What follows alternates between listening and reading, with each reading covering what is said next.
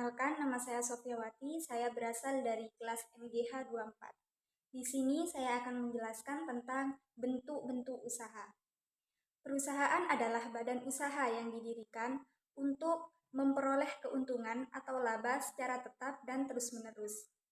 Bentuk-bentuk badan usaha yang berada di Indonesia yaitu diantaranya perseroan. Perseroan adalah badan hukum yang merupakan persekutuan modal dan melakukan kegiatan usaha dengan modal dasar yang terbagi dalam saham. Yang kedua yaitu firma. Firma adalah persekutuan dagang yang dibentuk oleh 2 orang atau lebih untuk menjalankan usaha bersama dengan nama yang sama.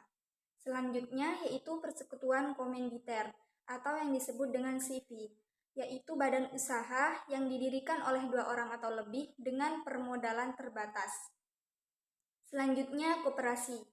Koperasi adalah badan usaha yang beranggotakan orang perorangan atau badan hukum koperasi yang berlandaskan prinsip koperasi dan asas kekeluargaan. Selanjutnya perusahaan jawatan atau yang disebut dengan perjan adalah badan usaha milik negara yang modalnya dimiliki seluruhnya oleh pemerintah. Perjan biasanya bergerak di bidang produksi atau jasa untuk kepentingan umum. Selanjutnya perusahaan umum atau perum adalah badan usaha milik negara yang seluruh modalnya dimiliki oleh negara dan tidak terbagi atas saham. Perum memiliki tujuan untuk menyediakan barang atau jasa untuk kepentingan umum dengan tetap mempertimbangkan aspek komersial. Selanjutnya perusahaan daerah, yaitu perusahaan yang modalnya sepenuhnya atau sebagian besar berasal dari kekayaan daerah yang dipisahkan. Badan usaha di luar negeri adalah badan usaha asing yang didirikan di luar wilayah Indonesia dan menjalankan kegiatan usaha atau bisnis di bidang tertentu.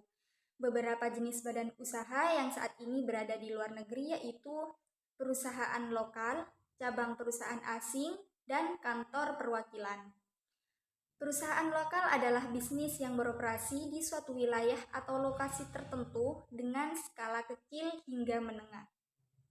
Cabang perusahaan asing dapat berupa kantor perwakilan perusahaan asing atau yang disebut dengan KPPA atau perwakilan perusahaan perdagangan asing yang disebut dengan KP3A. Kantor perwakilan adalah perwakilan dari perusahaan asing yang didirikan di Indonesia untuk kepentingan perusahaan induk di luar negeri.